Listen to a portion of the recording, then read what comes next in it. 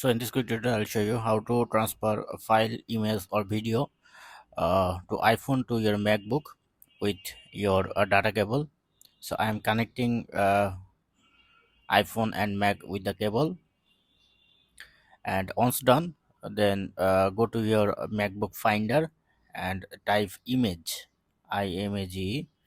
Then you can see this kind of a folder. So you have to press on this folder, and image will be prepared within couple of seconds. You see my iPhone is connect, it's showing. So I am waiting for a full reload. So within 5 to 10 seconds my image video is comes. So now you can easily download it from your PC. Just press on the image and press on download.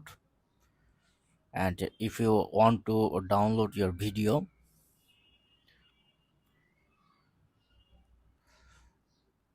you can also download all image video.